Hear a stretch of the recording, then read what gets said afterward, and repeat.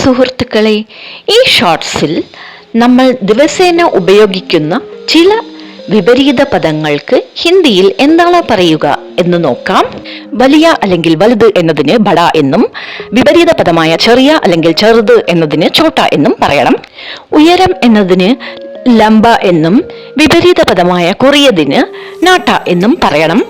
തടിച്ച എന്നതിന് മോട്ട എന്നും, വിപരീത പദമായ മെലിഞ്ഞ എന്നതിന് പത്തല എന്നും പറയണം. സുന്ദരം എന്നതിന് ഖൂബ്സൂരത് എന്നും, വിപരീത പദമായ വിരൂപം എന്നതിന് ബദ്സൂരത് എന്നും പറയണം. ഫ്രഷ് അല്ലെങ്കിൽ പുതിയത് എന്നതിന് താസ എന്നും, വിപരീത പദമായ പഴയത് അല്ലെങ്കിൽ ചീഞ്ഞത് എന്നതിന് ബാസി എന്നും പറയണം. ഉയർന്നത് എന്നതിന് ഊഞ്ച എന്നും, വിപരീത പദമായ താഴ്ന്നത് എന്നതിന് നീച്ച എന്നുമാണ് പറയേണ്ടത്. മധുരം എന്ന പദത്തിന് മീഠ എന്നാണ് പറയേണ്ടത്. ഇതിന് പുളിപ്പ് എന്നും കയ്പ് എന്നും രണ്ട് വിപരീത പദങ്ങളുണ്ട്. പുളിപ്പിന് ഖട്ട എന്നും കയ്പിന് കടുവ എന്നുമാണ് പറയേണ്ടത്.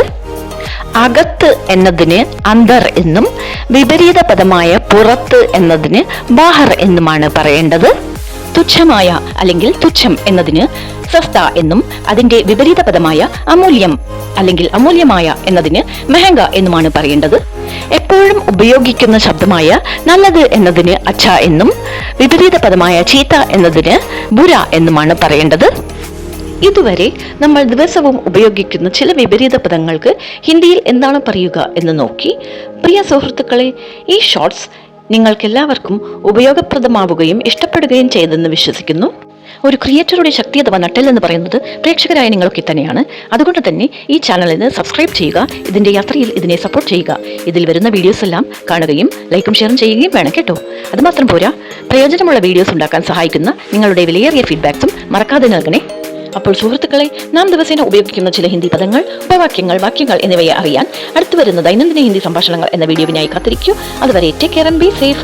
ഹിന്ദി സീഖോ എന്ന ചാനലിന്റെ ദൈനംദിന ഹിന്ദി സംഭാഷണങ്ങൾ എന്ന ഷോർട്സിൽ നിന്നും സൈൻ ഓഫ് ചെയ്യുന്നത് നിങ്ങളുടെ സീതാ സുന്ദർ.